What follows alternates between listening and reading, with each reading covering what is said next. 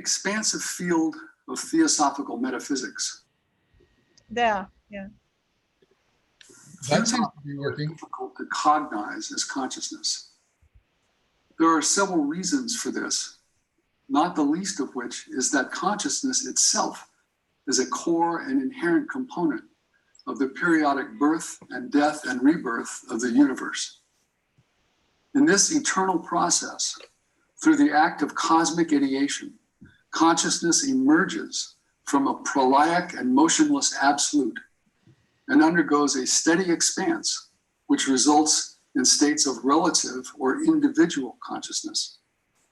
In this vast journey through Manvantara, consciousness arises within cosmic substance through motion at atomic, if not subatomic levels. And just as the life force of occult philosophy does, it ascends through all material kingdoms and sentient biota to the human being, who among beings is uniquely endowed with self-consciousness. At this final human stage lies the potential for individual consciousness to reintegrate into universal consciousness. Within our overall presentation, we have, following H.P. Blavatsky, or HPB, divided consciousness into its two principal aspects, absolute and relative, as parts 1 and 2 of this presentation. HPB noted in this regard that, quote, it is absolute consciousness eternally, which consciousness becomes relative consciousness periodically at every Manvantara dawn, end quote. This part 1 on absolute consciousness will be followed by part 2 on relative or individual consciousness. Most of the sources in English used in this presentation are drawn from the writings of HPB and her teachers, the adepts Moria and Kutumi, or KH. Significantly, many of the scriptural sources used by these three writers on consciousness are those of traditional India and Tibet. Specifically, the Samkhya philosophy is found in the Samkhya Sutra, the Puranas, and the Book of Dzyan, being the first volume of commentaries on the folios of QT in their Tibetan sources. Anyone who has ever sought to assimilate the cosmic evolution section of the secret doctrine can confirm that describing this profound cosmogonic teaching as abstruse is an understatement. Yet from, quote, the state of the one all during prolaya, end quote. In her note in the proem to the secret doctrine, there on the first stanza of the Dzyan,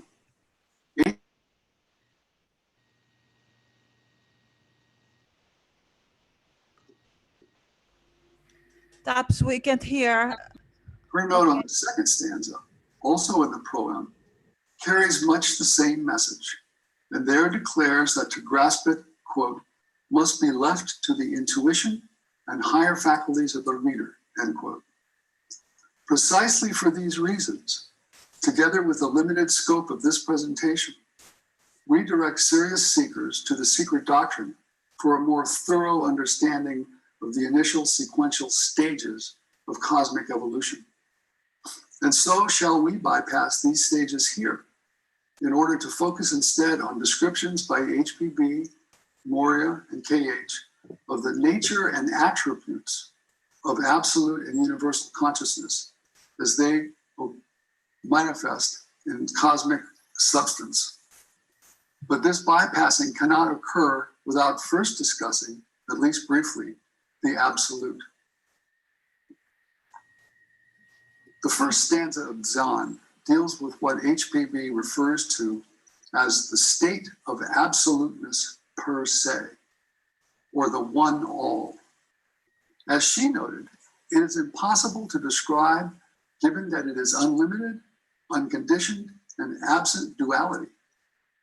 Yet HPB makes a heroic attempt to do so in this colloquy between the inquirer and the theosophist. Inquirer, omniscience is the prerogative of something that thinks, and you deny to your absoluteness the power of thought? Theosophist. We deny it to the absolute, since thought is something limited and conditioned. But you evidently forget that in philosophy, absolute unconsciousness is also absolute consciousness, as otherwise it would not be absolute. Inquirer, then your absolute thinks? Theosophist, no, it does not, for the simple reason that it is absolute thought itself, nor does it exist, as it is absolute existence and beingness, not a being. End quote. These words, however, are not actually descriptions of the absolute, but rather useful approximations. Its correspondence on our plane of thought is essentially the Gnostic zygogy, the coincidence of opposites, or the synthesis of the appositive duad into the monad. Its truth, its apprehension, is incognizable by the human mind, since it exists in apparent violation of the dualistic principle of non-contradiction memorialized by Aristotle in his Metaphysics, that in the West provides a basis for formal logic, analysis, and reason. In the Advaita Vedanta, as HPB notes, the absolute is the non-dualistic Parabrahma, quote, the aggregate of all intelligences, the totality of all existences, end quote. According to one of the adepts, unnamed in this source, as soon as the absolute, quote, diffused throughout the universe, which in its pure immateriality is non-intelligence and non-consciousness, becomes imprisoned in matter, end quote, it is thereby transformed into universal intelligence and consciousness. But before this imprisonment in matter occurs, the absolute, and particularly absolute consciousness, remains, quote, absolutely incognizable and non-existent outside its phenomena, end quote, as HPB says. More significantly, absolute consciousness remains incognizable to itself, as it were. Quote, to say that the absolute consciousness is unconscious of its consciousness, hence the limited intellect of man must be absolute unconsciousness, seems like speaking of a square triangle, end quote. A simpler way to perceive this, perhaps, is found in another of HPB's observations on the subject, where she says that, quote, absolute consciousness contains the cognizer, the thing cognized, and the cognition, all three in itself and all three one, end quote. Square triangles seems perfectly representative of the oxymoronic nomenclature of discussions about the absolute and absolute consciousness.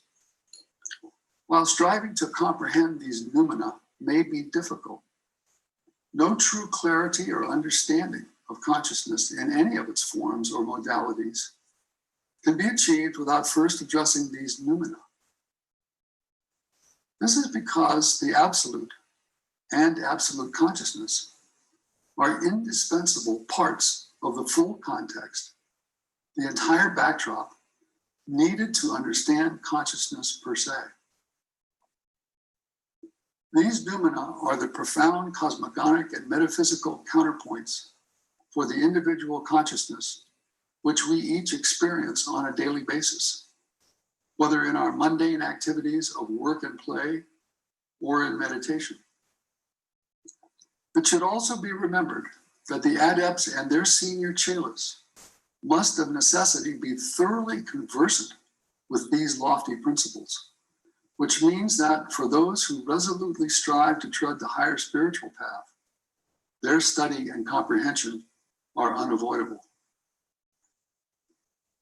As noumena, the absolute and absolute consciousness are not entirely impenetrable, but they are mostly inaccessible to the fifth principle of the human being, being the mind or manas in Sanskrit.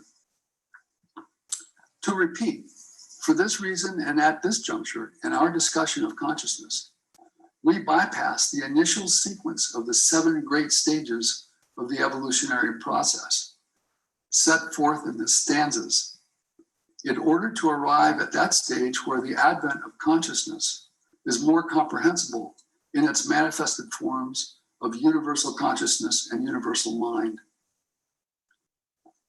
Enough has now been said of the absolute and absolute consciousness, except for a final summary in a very succinct statement by HPB.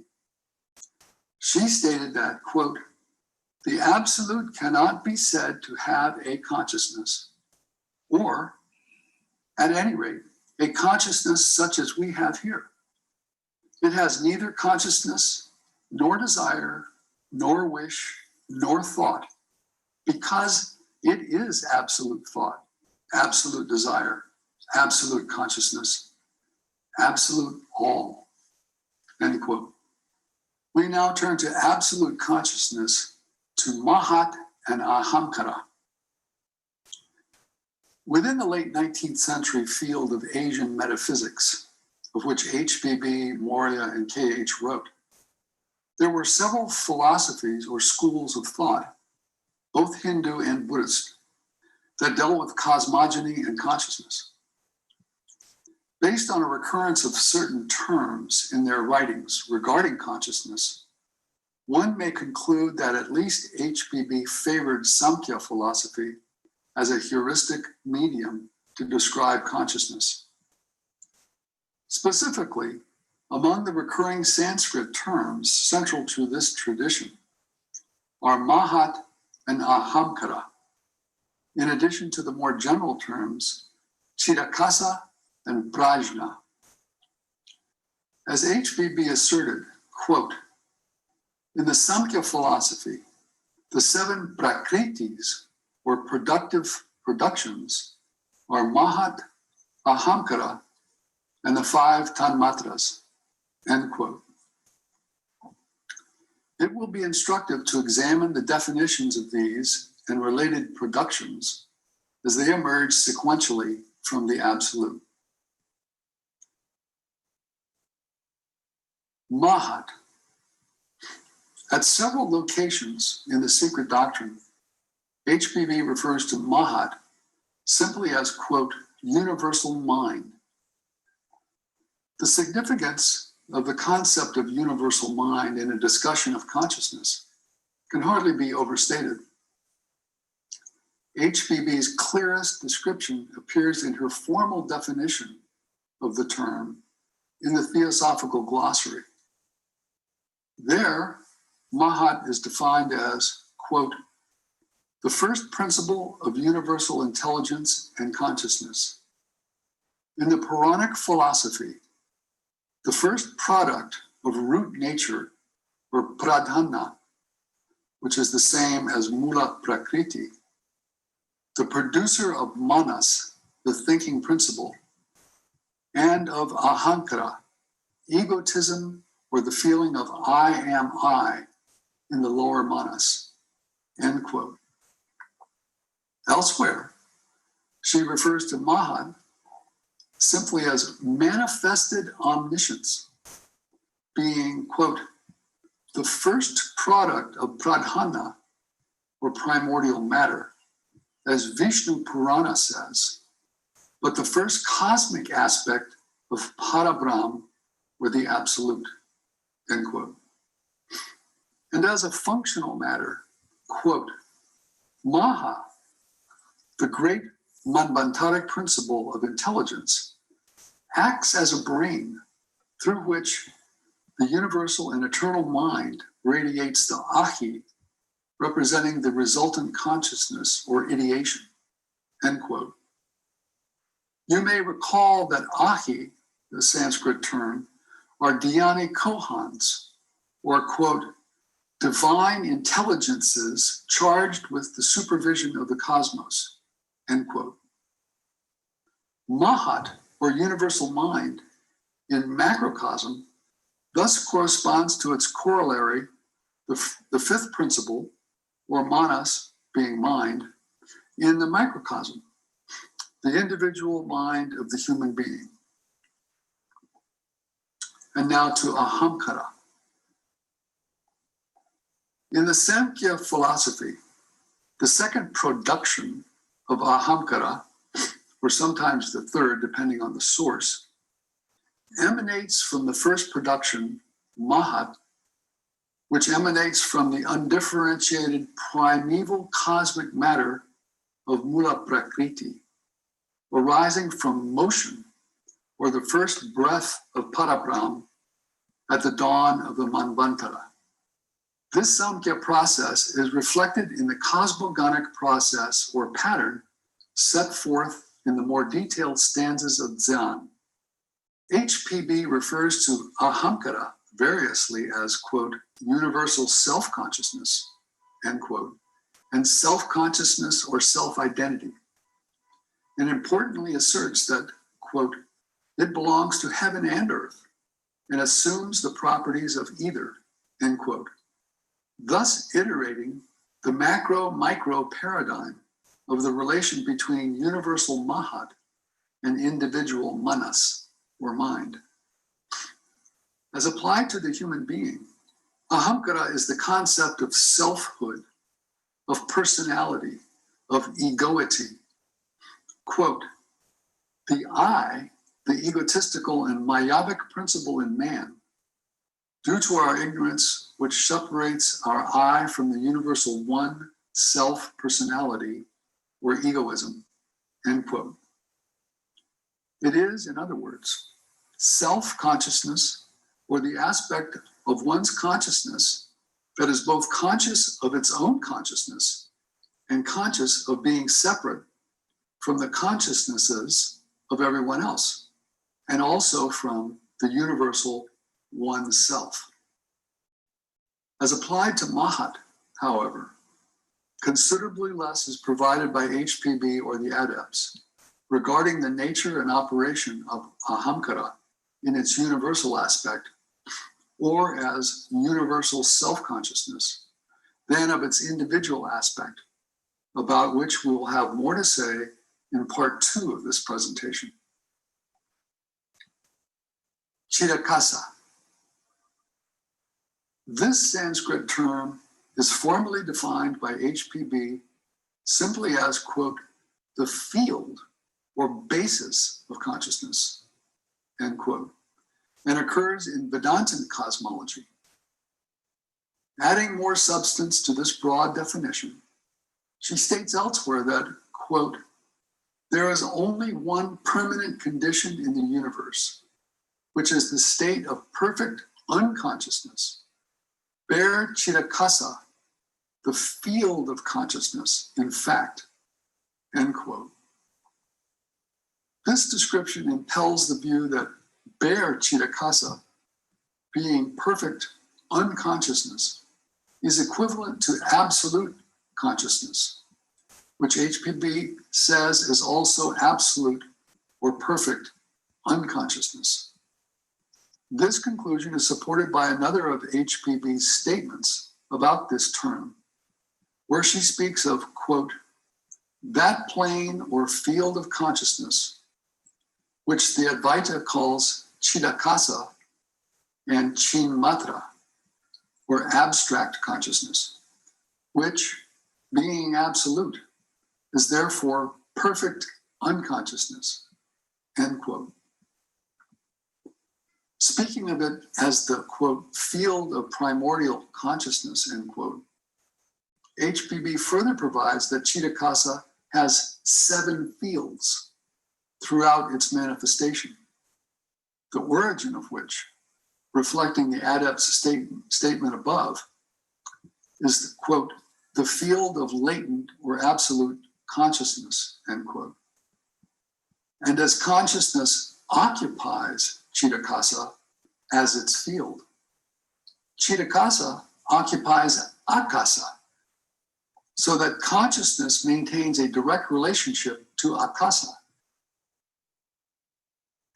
Quote, the realm of akasa is the undifferentiated noumenal an abstract space, which will be occupied by chitakasa, the field of primordial consciousness, end quote. While it may appear that the terms absolute consciousness, chitakasa, and akasa all share a core similitude, chitakasa can be distinguished as a term not unlike a cosmic biological ecozone in which simile only certain vegetation, being the 7 states of consciousness, is able to thrive.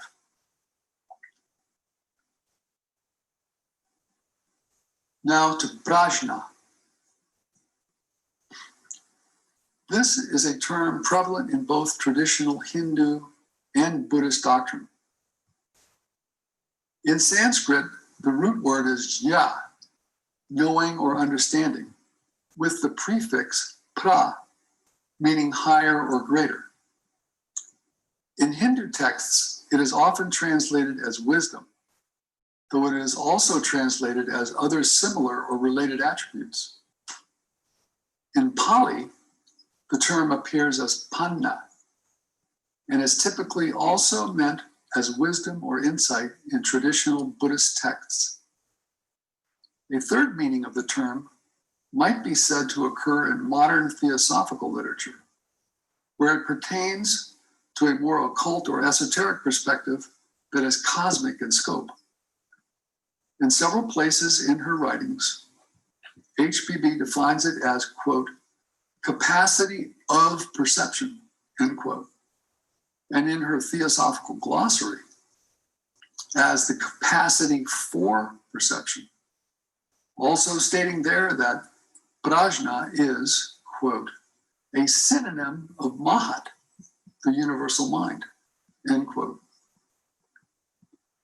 Yet in addition to these references to perception, HPB also refers to prajna in several places in the sacred doctrine as consciousness. Taken together, references made by HPB to prajna as perception, as consciousness, and as synonymous with universal mind indicate an esoteric definition of the term as the conscious ability to perceive from the spiritual standpoint of the universal mind through each of its 7 aspects, hierarchically arranged from the human to the cosmic. And so now we turn to the septenary system, the division in 7s. The law of correspondences is an axiom or first principle of the Philosophia Pervenus, or occult philosophy, and is often expressed as HPB does here, quote, as it is above, so it is below, end quote. In the current discussion, this refers to the cosmogonic septenary division of everything, including consciousness, that manifests from the one to the many.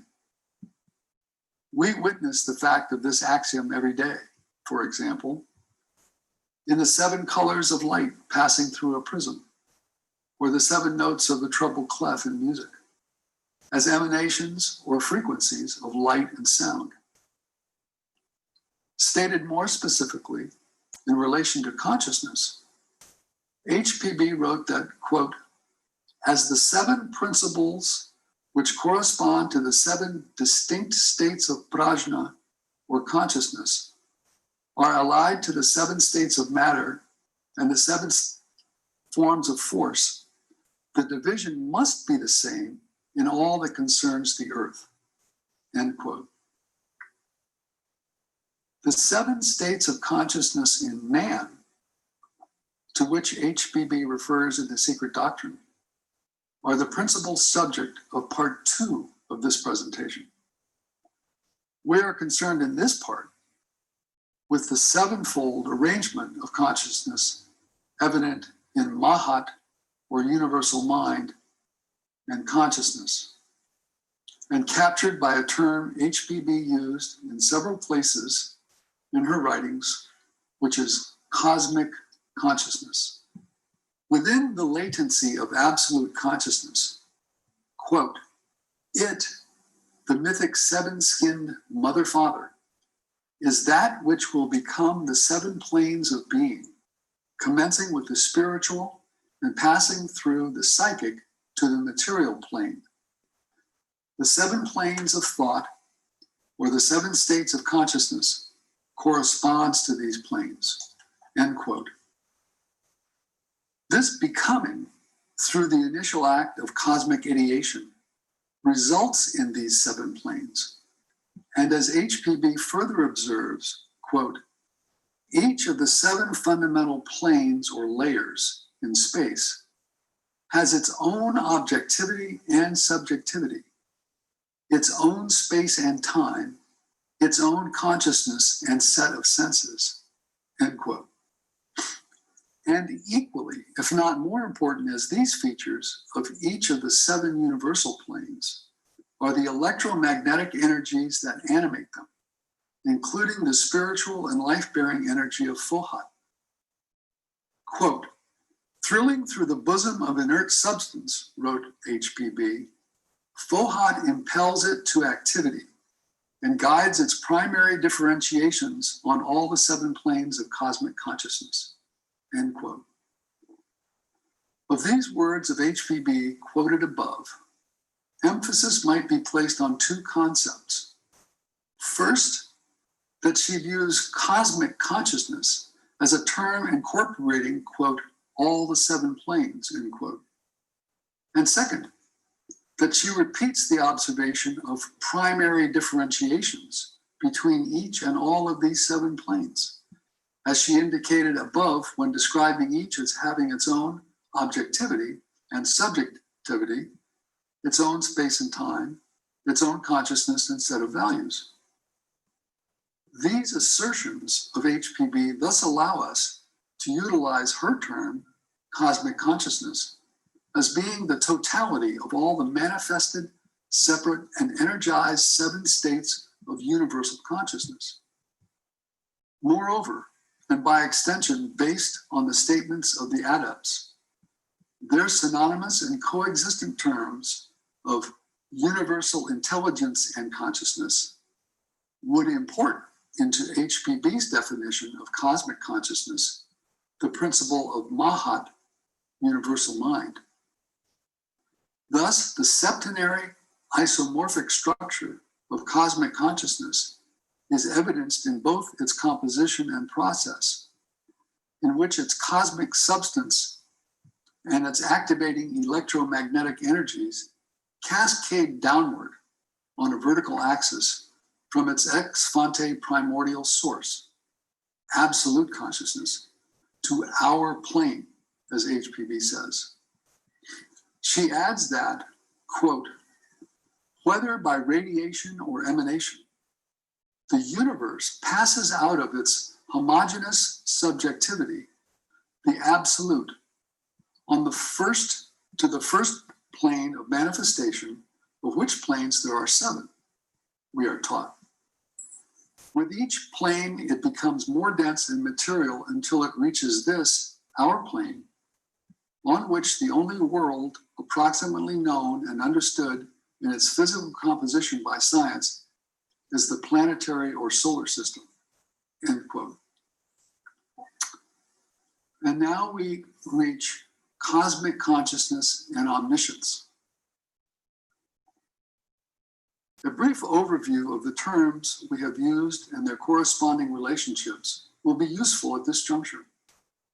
First, it is important to observe that absolute consciousness differs from the adept's phrase of universal intelligence and consciousness, in the same way that latent differs from active. Absolute consciousness inheres in latency in the absolute. Upon its emergence from pralaya into manvantara, absolute consciousness actively becomes universal intelligence and consciousness, or to use HPB's more convenient term, cosmic consciousness. With its differentiated and manifested seven planes, cosmic consciousness includes both an energized universal intelligence, in other words, Mahat, or universal mind, and consciousness. It remains true that latent or absolute consciousness may be viewed as a positive to active or relative consciousness in a philosophical sense. Yet it is perhaps more meaningful, if not practical, to understand macro cosmic consciousness as the effective source of micro individual consciousness, especially as regards human beings. Understanding cosmic and individual consciousness in this way, as macrocosm and microcosm, with their inherent equivalency, is understanding them as reflections of the perennial axiom, as above, so below. As was stated earlier, the goal of part 2 of this presentation is to examine individual consciousness, especially as it relates to human beings. But here, we continue to examine cosmic consciousness, and particularly how the principle of ahamkara, or self-consciousness, applies to or operates within its universal parameters. We begin with an observation by HPB that penetrates to the heart of this issue. Quote, "He who bears in mind that the principle Mahat, or intellect, the universal mind, literally the great, which esoteric philosophy explains as the manifested omniscience, is at the root of self-consciousness, will understand the reasons why." End quote. A key word in this quote above, and in this particular precise inquiry, is omniscience. If universal intelligence itself has consciousness and can be said to be omniscient, then by necessity, that being omniscient, it knows all or everything, must include the knowledge that universal intelligence itself is conscious and has consciousness, and is thus conscious of that consciousness. This very knowledge, therefore, equates to self-consciousness, ahamkara. Cosmic consciousness, therefore, has the active attributes of universal mind, Mahat, universal intelligence, omniscience, and self-awareness, or self-consciousness. By contrast, all these attributes exist within absolute consciousness only as inactive latencies, since, as HPB said, quote, "The absolute consciousness is unconscious of its consciousness," end quote. As active features, or perhaps subordinates, of cosmic consciousness, there are also what HPB referred to as the divine intelligences charged with supervision of the cosmos, when speaking of Dhyan Kohans, or the Ahi. Far above the individual consciousness of humans, these entities infuse their own immeasurable degrees of consciousness and intelligence in the operation of cosmic expanse and the laws of periodicity. KH wrote of these that, quote, "In esoteric teachings, Brahma, Pitri, and Deva lokas are states of consciousness belonging to the various ethereal hierarchies or classes of Dhyanis and Pitris, the creators and ancestors of humanity, and of Devas, some far higher than man spiritually," end quote. While it is true that such gods and celestial beings of the Hindu pantheon are given deific powers of mind in the Puranas and other traditional Hindu mythological texts, they are nonetheless signify actual realities of cosmic proportion in the activity of universal intelligence.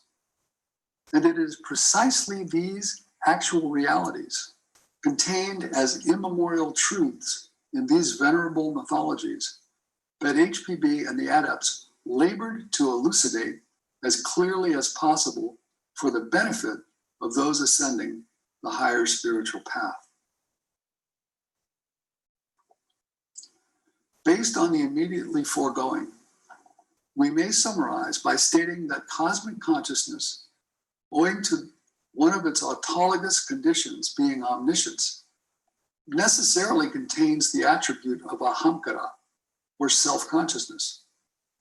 This must be so because if, at its highest level, cosmic consciousness were unaware of itself or any of its conditions, it would not be omniscient.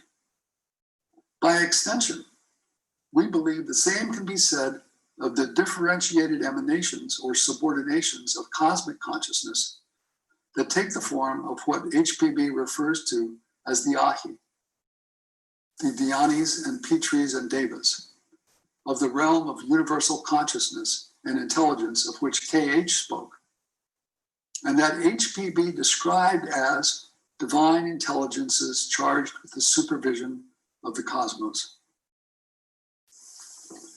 This belief is supported by a statement of KH on exactly this point. Quote, "Verily, the light of omniscience and infallible prevision on this earth that shines only for the highest Dhyan-Kohans alone is yet far away from me," end quote. And so we now conclude. This part one of our presentation on consciousness has focused on absolute consciousness, following HPB's bifurcation of consciousness into its two principal aspects of absolute and relative. These two terms, however, can as well be understood as abstractions in the sense that, philosophically, they are opposites. In other words, consciousness that is not absolute must therefore be relative, and vice versa.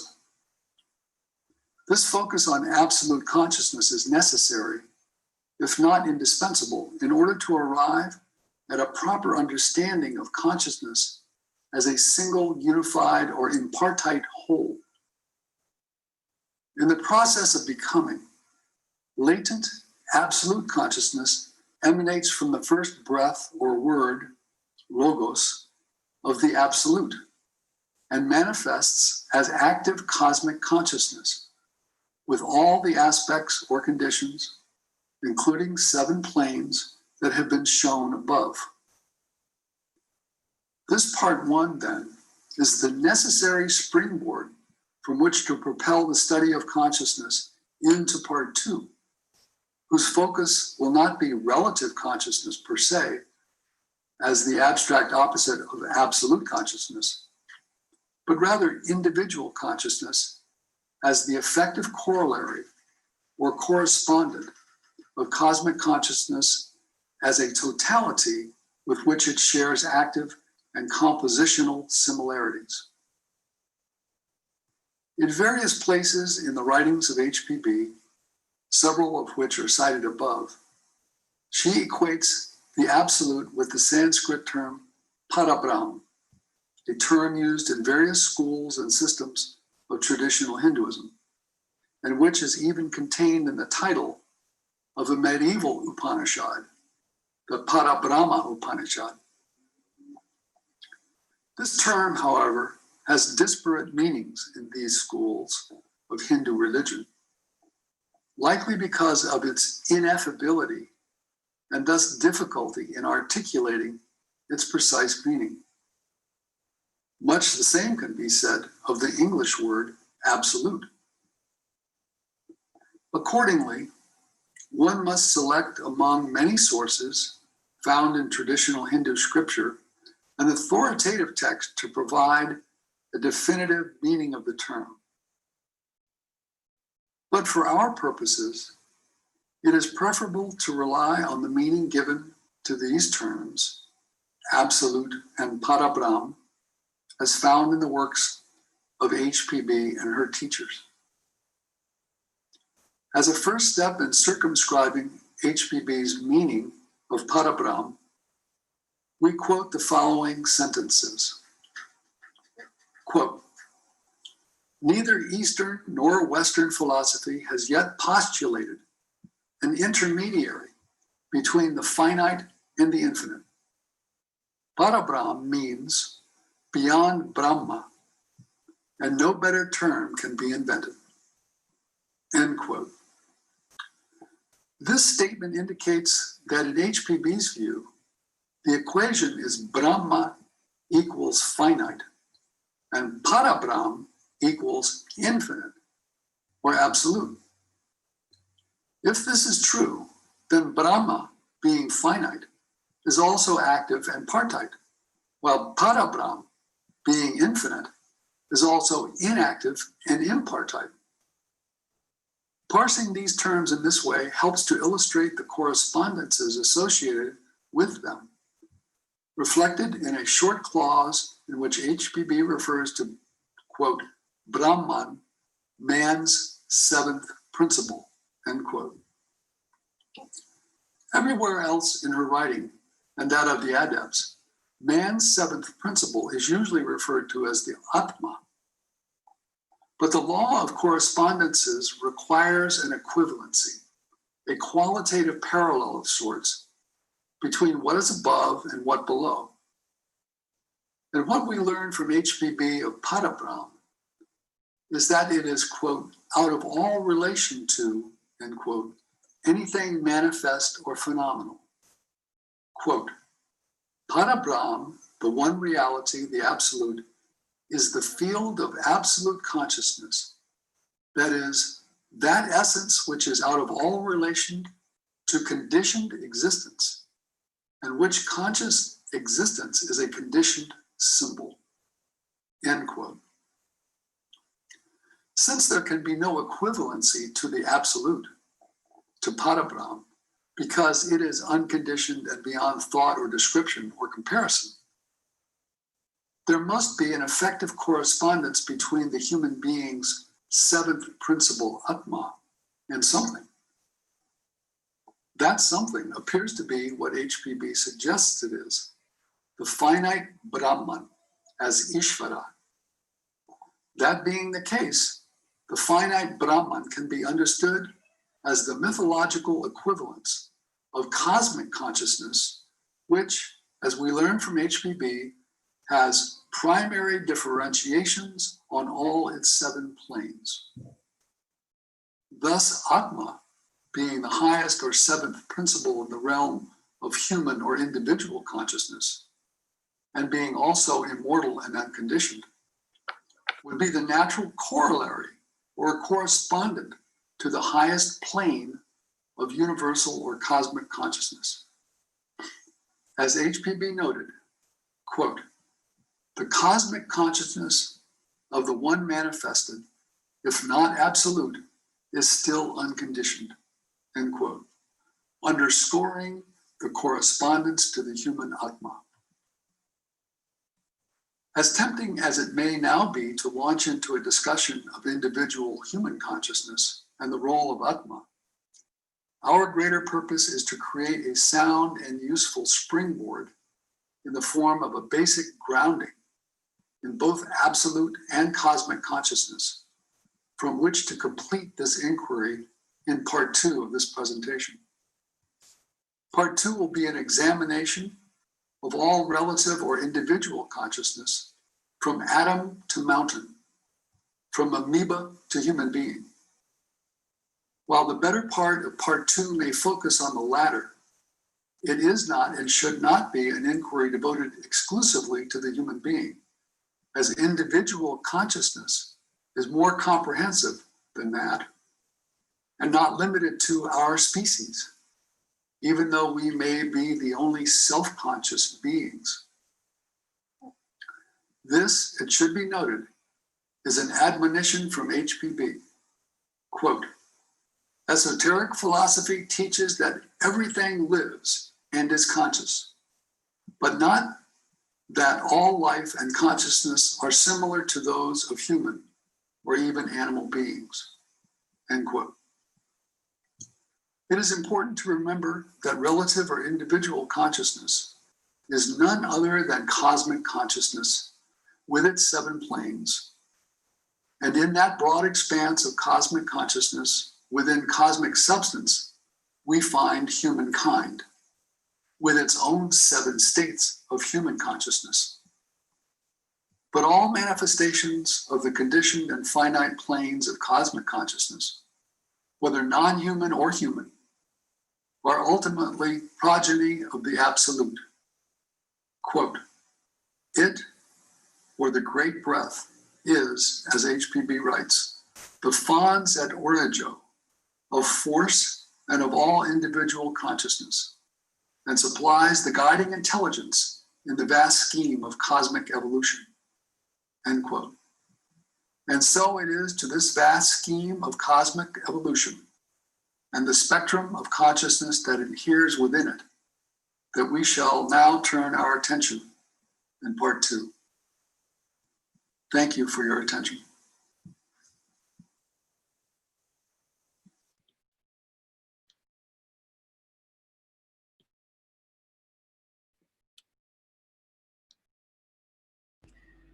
Thank you so much, Bill, for such a wonderful lecture.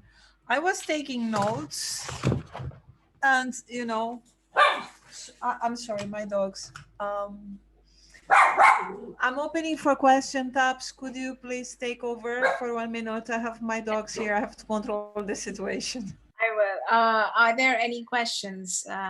Okay, there are lots of questions. So let me first go to Martin. Thank you. Can you hear me first? Can you hear me? Yes, I can hear you. Okay. Thank you, Bill. Wonderful, wonderful talk. The first thought was, I have to go back to the books and study all this again. Thank you so much. I have 2 questions in one line, which is the following. Would you give your opinion, your idea what the word contains means in the sloka 3, the universal mind is contained in the ahi, and the word contain, what contain means for you. But the follow-up question is related to the human being, and I'm pretty sure you'll talk about it in part 2. But as an analogy, that could be, and sorry about my way of talking, Venezuelan. As a universal mind requires ahi to contain it, so is the human mind requires, let's say, manasaputras from the secret doctrine to contain it. I want those 2 parts. I don't know if I was clear enough. The word contain and the analogy I just said, please. Well, I'm not sure I fully understand the question, but let me repeat the first part to you to see if I've got it correctly. You are interested to know about whether the word contained, the meaning of the word contained, where what does it mean for you? Human consciousness is contained in the Mahat, is that it? Okay, so the first part is by itself is from the stanza 1-3, that a universal mind did not exist or does not exist, was not, because there were no ahi to contain it. So what the word contain means to you in that sloka? Oh, okay. The word contain. How do you visualize the word contain? And the follow-up, is there something analogous in the human being with the need of the Anchohan, like the Manasaputras that are related to our Manas principle in anthropogenesis? Thank you. Well, I mean, the Dhyani koans and Petris and those higher beings are themselves manifestations, later manifestations of the process of becoming from the absolute, from the one to the many. So they are, in a sense, subordinate to the highest of the principles of cosmic consciousness. So once they then become existent, become manifest, they are then in a position to contain the universal mind. Whereas if you have not reached that point in the process of becoming, where these entities are fully manifest and operational, then there is nothing to contain that. In other words, it's the matter of there must be the consciousness precedes the container, in a sense. Okay. So once the container, being the ahi, come into existence, then you have a receptacle for the higher mind, the cosmic consciousness. That's what I think. Thank you. You're trying to get at, but Thank you. it's a I matter just wanted your of process vision, of your becoming. opinion. Yeah. Okay. So what was thank the you. second part of your question again? If there is an analogy that you see equivalent to a universal mind is to this ahi, the anchohans. I said chohans because kohan sounds different from it. Okay. But universal mind to ahi as human mind, the manas principle to manasaputras, the need of the anchohan in a human being to contain it. If there is that's a very interesting question, because there are actually two answers to that, I believe. Okay. First is the ordinary process of reincarnation, where the higher principles, the spiritual ego, comes into a new birth, and with a covering of consciousness. In other words, the consciousness has not yet is shrouded, in a sense. And so as the child is born and grows, there's a process of recollection of the higher consciousness. So that's one way to look at it, in terms of being a receptacle of the consciousness. In other words, the container or the receptacle needs to mature before the consciousness become fully realized. And the other part of my answer is that there is the process of what in Tibetan is the changchub. That's the individual who's basically or fundamentally a jivan mukti, someone who has achieved full consciousness in his living body. That person has the ability to go from incarnation to incarnation without breaking the fullness of his or her own consciousness. I would say its own consciousness. Okay. So the consciousness, in a sense, overshadows the receptacle, and is within that receptacle as it transitions from body to body. So you've got, in one case, the shrouding of that higher mind or consciousness from birth to birth as children, and then the other one is the adept, who is able to transfer that consciousness all the way through. I don't know if that answers your question, but that's well, thank you so much. That gave me a lot of thoughts, and I hope the fires in Northern California are not giving you trouble. Thank you, man. Thank you so much. Thank you very much. I appreciate it. Thank you. Can I give the word to Erica now? Thank you. Thank you so much, Bill. The lecture was wonderful. I have so many notes here, I could be asking you questions and discussing with you all night long, but I'm going to try to be brief. The first question I have is that you said that universal intelligence is conscious and is conscious of that consciousness. Yes. Yes. Then are you referring to ahamkara? Yes. All right. Yes. Now, and then you said that absolute consciousness is unconscious of its consciousness. Right. Actually, HPB said that, but yes, go ahead. Oh, that's a quote from HPB. All right. Yeah, that's a direct quote from HPB. Yes. So, what is the relationship between the absolute consciousness, which is unconscious of its consciousness, with ahamkara, which is universal intelligence that is conscious and it's conscious of its consciousness. This is my Yes. first question. Yes, yes, right. Yeah, that is a very, very tricky and profound point or principle to make. You know, HBB says that absolute consciousness is both absolute consciousness and absolute unconsciousness together, because it's absolute. So there can be no contraries or duality in that, within the absolute, right? So it contains everything in a sense in latency.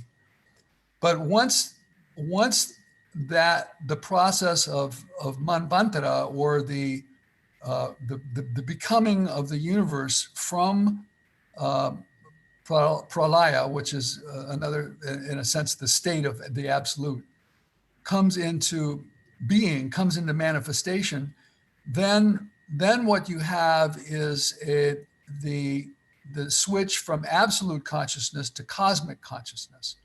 Cosmic consciousness then becomes the manifestation in the world of matter and motion, and then that in itself then becomes, in her words, doesn't become, but part of the becoming of the process allows cosmic consciousness to be omniscient.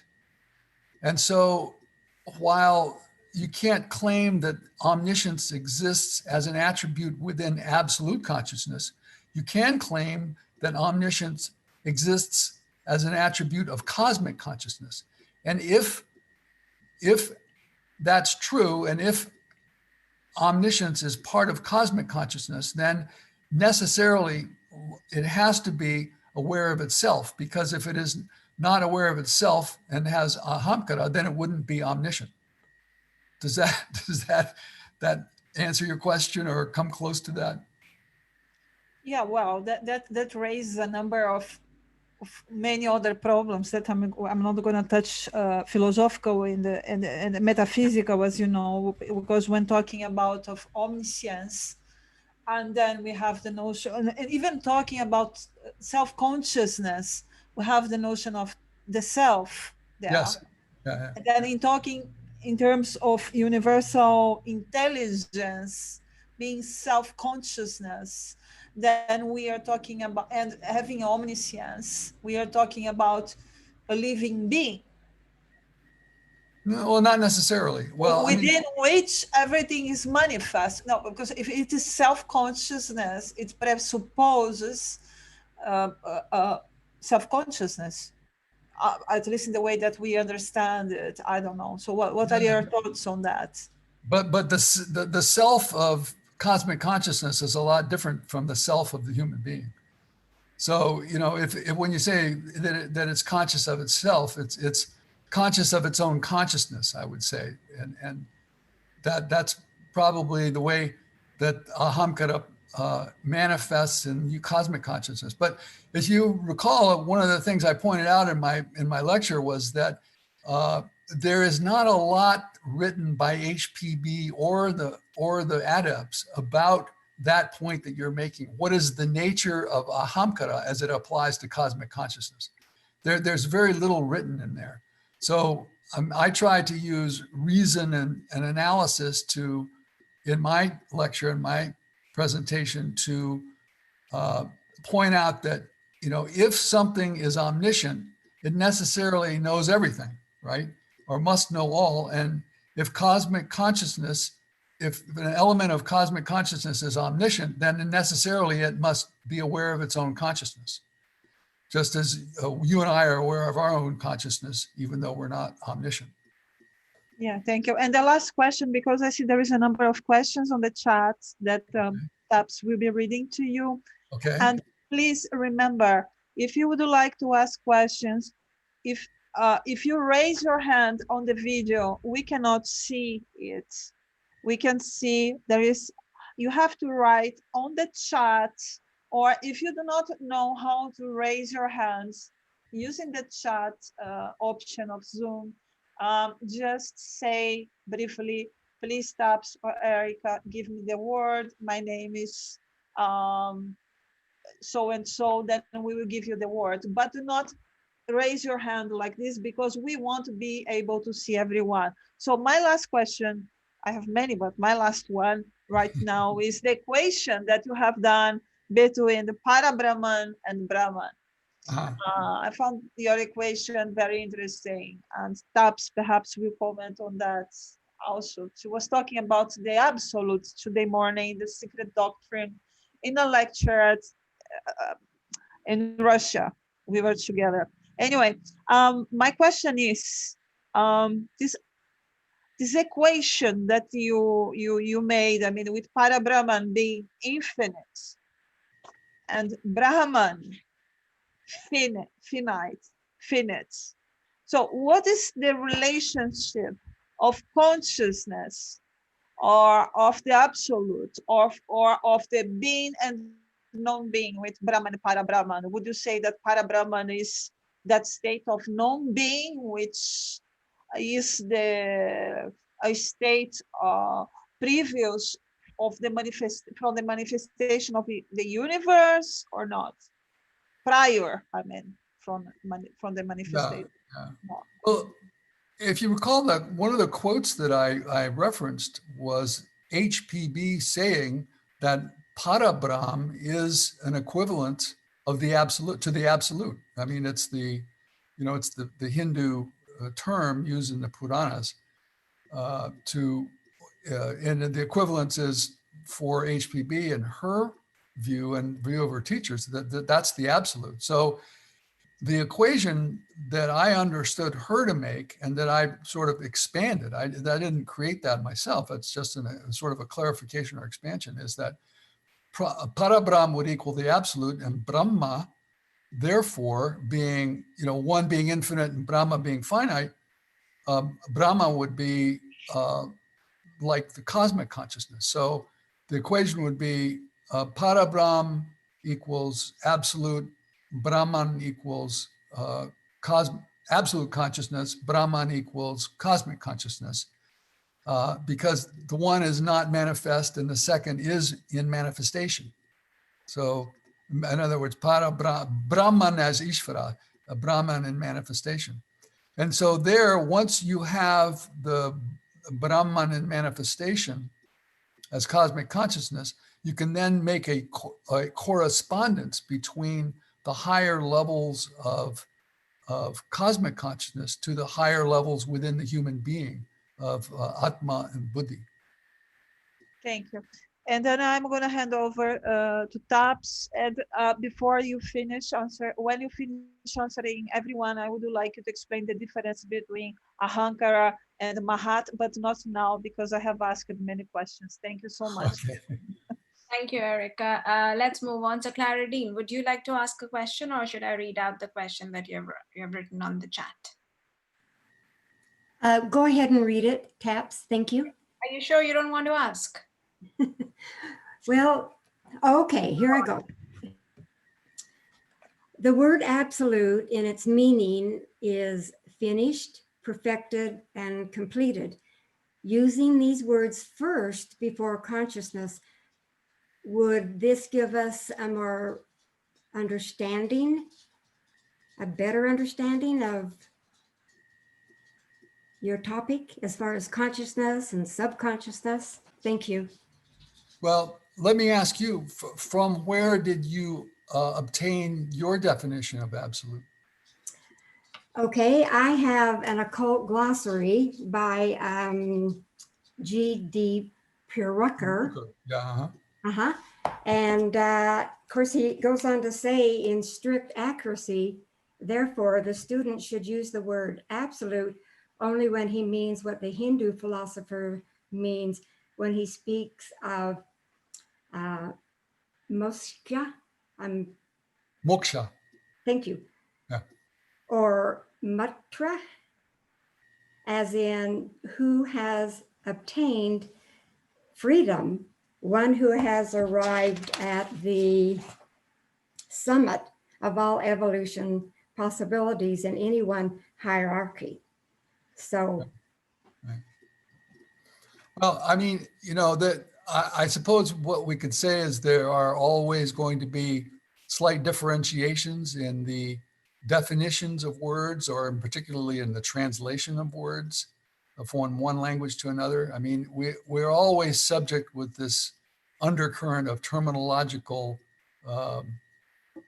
discrepancies, or sometimes terminological confusion. But I draw my definitions of absolute from HPB herself and from the adepts, which I view as probably the highest sources available.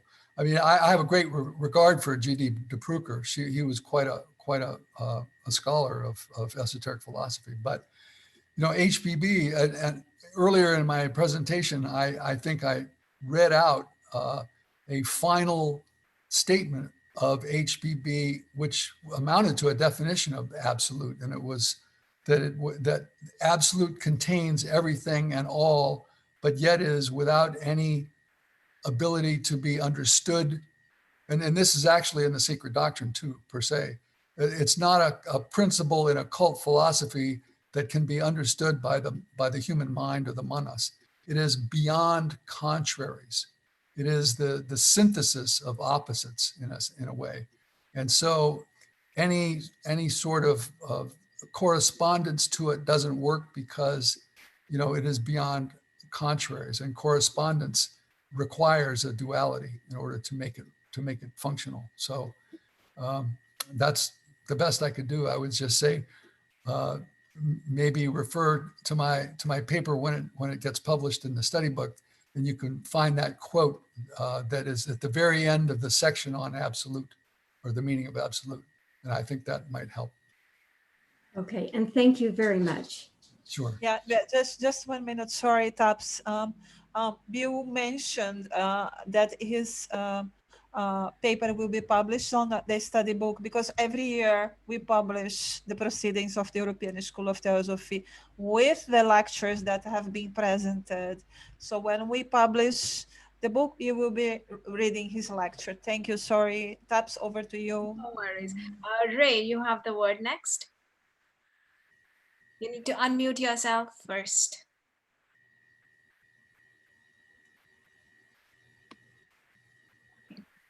Yeah, my question was, what is thought? Is thought not comparison of experiences? The question is, what is thought? Yes. Yes. Well, I would say the simplest answer to that from a theosophical perspective is that thought is a product. Well, first of all, let me ask you, are you talking about cosmic thought or individual human thought? Probably thinking about my own thought. My own thought is only comparison of what I know. Okay, all right. So that's human thought.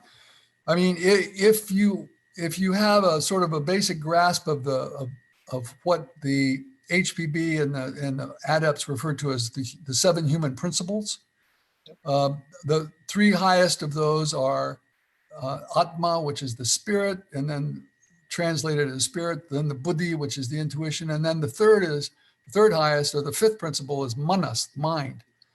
And that, of course, again, I'm sorry to say, is subdivided into 2, the higher and lower minds. But basically, thought is the product of the motion of the 5th principle of the human being, of the manas, or mind.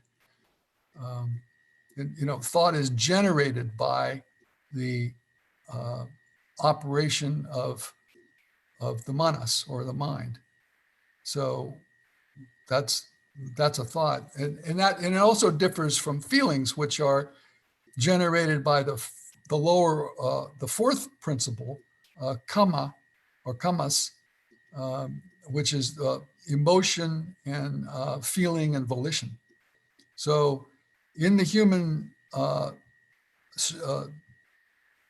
in the 7 principles of the human being, as set forth by virtually all of the great theosophical writers, you've got feelings and emotions in the 4th principle, thought in the fifth principle. And thought, incidentally, as I said, it was divided. Manas is divided. You have ordinary or rational thought as the lower mind, and then abstract or spiritual thought as the higher mind. And then above that, you have the intuition, which is not thought, but instantaneous grasping of concepts and of truth. So I would say the best answer to your question is that thought is going to be generated by the fifth principle of the human being. And of course, the physical element of thought is in the human body is the brain, right? So, but that's the physical aspect, and that's where the actual physiological and anatomical processes of thought, being electromagnetic currents in the synapses of the brain. I mean, that would be the way that a neurologist would describe thought. But in a theosophical perspective, thought is that process is preceded by thought as it arises in the higher levels of the human being in manas. I hope that helps you. I don't know if it does, but anyway, Okay. that would be my answer. Very much. Thank you. Let's move on. Taral, you have the word next. Hi, William. This is Taral from Mumbai, India. I have a few related question to terminology. By ahamkara, do you mean the Hindi word ahankar? Well, I don't know about Hindi. The use that I was referring to was Sanskrit. Okay, so the ahankara in Sanskrit and Hindi means ego, whereas self-consciousness is called atma chetna, and absolute consciousness is called purna chetna. So can you just clear my references, or because I am slightly confused? Yeah, I'm sorry. I don't think I can help you because I'm not conversant in Hindi or So any of the ahankara means, modern Indian please languages. explain ahankara in your words.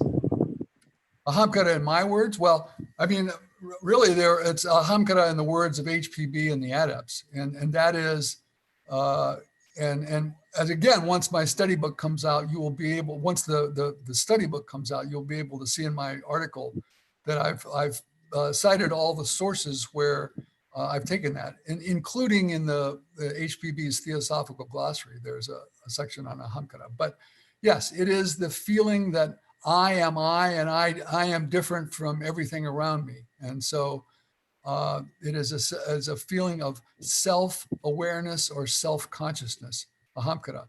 That's the way that she and the adepts describe that Sanskrit term. And it occurs on, as Erica was getting to earlier, it occurs on a level beyond the human being. It occurs on the higher levels of cosmic consciousness. And that then implicates the concept of omniscience and being aware of one's awareness.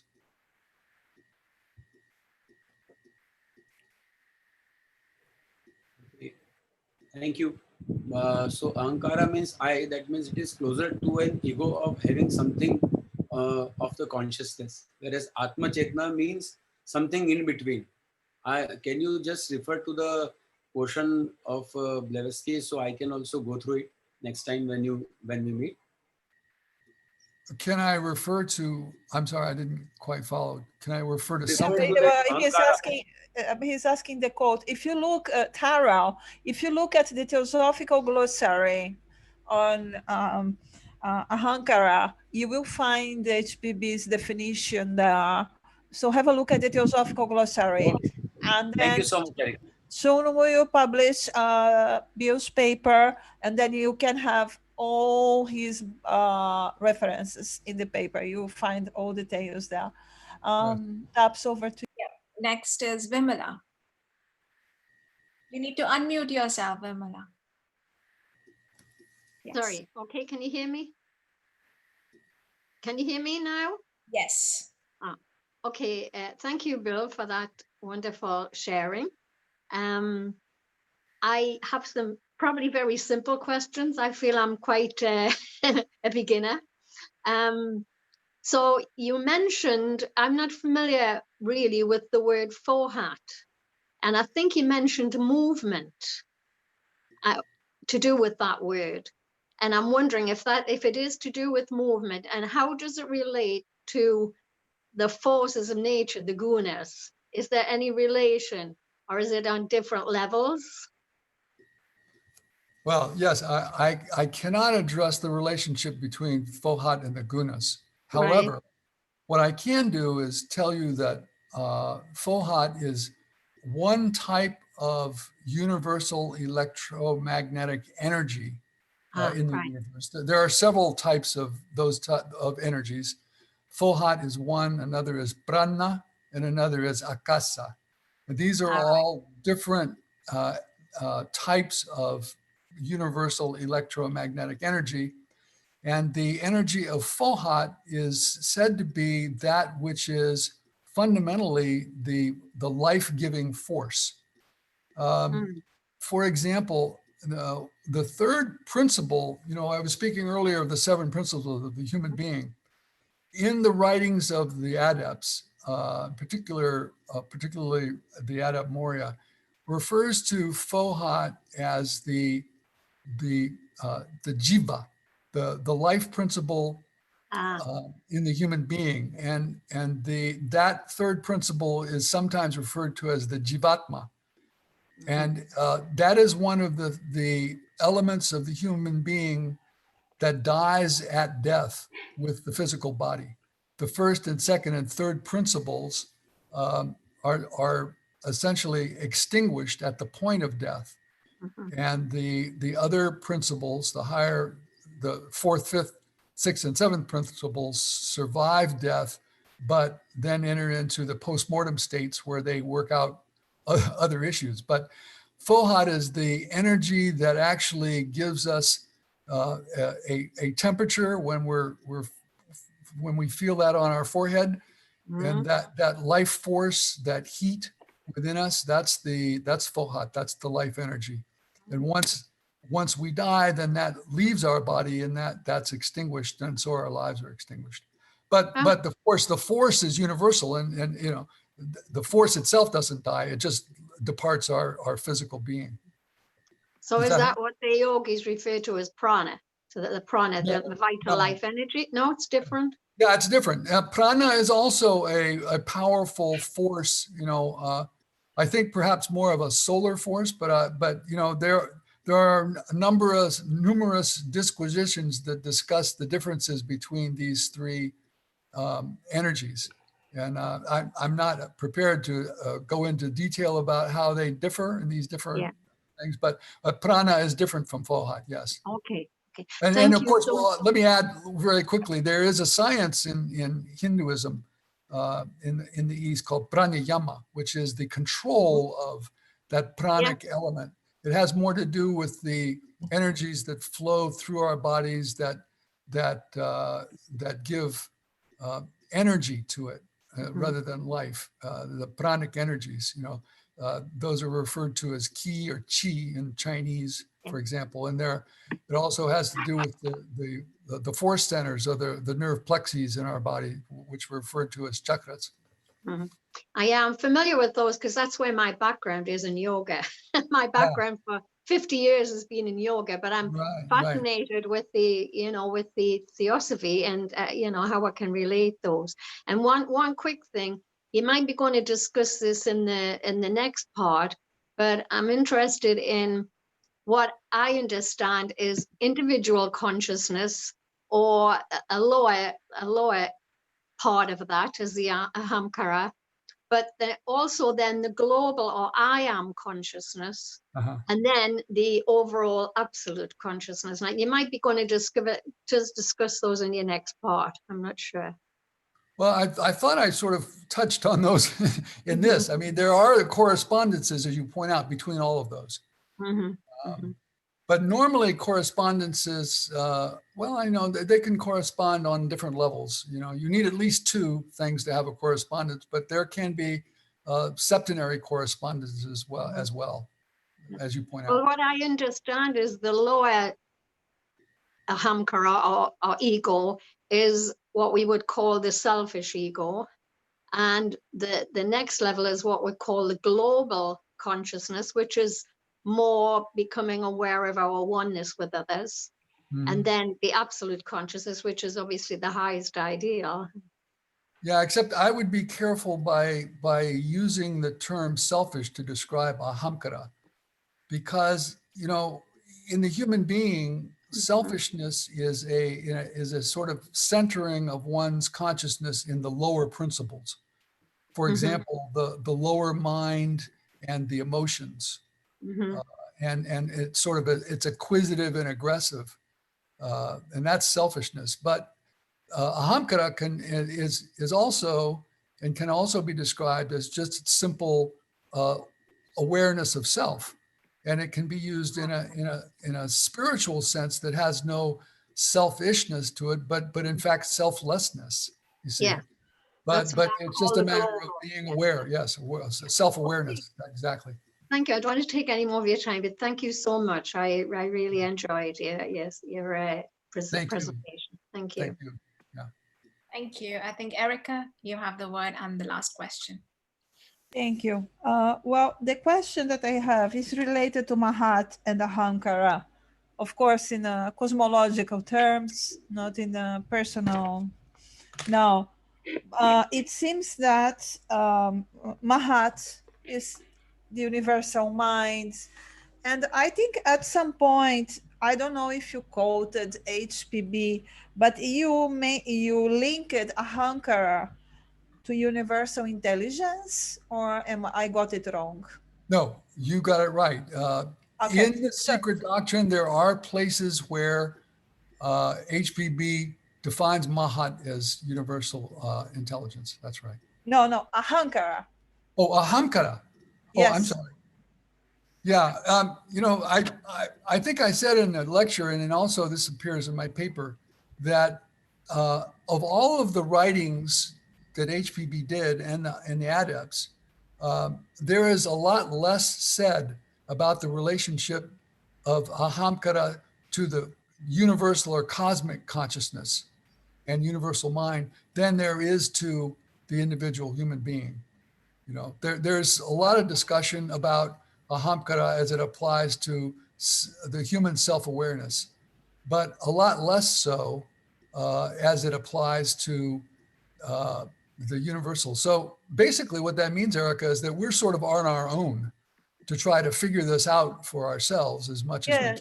Yeah, Because I've combed through those writings pretty thoroughly, and there's just not a lot in there about the relationship between ahamkara and universal consciousness, other than this discussion we had earlier about the fact that if omniscience is if you relate omniscience to ahamkara, self-awareness, that ahamkara on the universal plane would stem from the universal consciousness being omniscient, as HPB says, that's the case. So you have to draw a conclusion about that, right? Yes, but my question is the following, which my question is that ahamkara is considered universal, considered as the universal intelligence, yes, conscious of, and is conscious of that consciousness. And then we have Mahat as universal mind. So my question is, in your studies in the secret doctrine, what is the relationship of universal mind with universal intelligence? Oh, I'm not sure they make that. I've never read that as being a differentiated. I always assumed that universal mind and universal intelligence was fundamentally the same. There may be some slight differences. In other words, universal mind would be the brain of the universal Mahat. Yeah, universal and then mind. Yeah, Mahat, yeah, and that universal intelligence would be the product of the brain. You know, so you know, on a cosmic level. Okay. So that was my. I know. We are going to meta. Yeah. Thank you, Bill. But that's a good question, though. That prompts me to go take another look at what the difference may be between universal mind and universal intelligence. Because I sort of, as I said, assumed that they were more or less synonymous. If there is any difference. Yeah, we if there will- is one. Yeah, yeah, right. if there is one. Yep. All right, so thank you very much. Do we have any other question? No. No? No, we So, got a lot of comments congratulating Bill for his talk. It was pretty absorbing talk. That's Janet Lee, very profound and clearly presented lecture by Juliet. Very nice lecture by Carlos. Is looking forward to part 2. Same as someone else. Janet H also said the same thing. Brilliant talk and answers. Nice to see you again. And we look forward to part 2. Tony M and Janet H. great. So thank you so much for being here today. Next Sunday, we will be together, I think with Martin. Martin, it's you, it's your turn next Sunday, isn't it? Yeah. All right, so thank you so much. We will be sending to you, sharing Ed's lecture on Dora Kunz and Bill's lecture today. We will be sending out this week in our newsletter the link to both lectures. We wish you a nice week. Taps, would you like to say anything else before closing? Oh, you saved the date today, Taps, with the video. Yeah. Yes. Thank you, Tops. You Thank did you, well. Taps. You saved the day because my computer, I am live streaming and I have Zoom open and then it is going on very slow. You saved the day. Thank you so much, Taps. Thank you so much. Thank you, everyone. Mary and Ed Abdel, I think they wanted to thank you, but they have just sent me a private message saying thank you, very thought-provoking. That was not me, that was you, Bill. Yeah. That's a message for you. So thank you. everybody. So, all right. Thank you so much. I wish you a nice week. Okay. Thank Stay you. safe and healthy. Thank you very much, Bill, for the wonderful presentation. Bye. Thank you. Thank you. Thank you, William. Thank you. Ed. Thank you.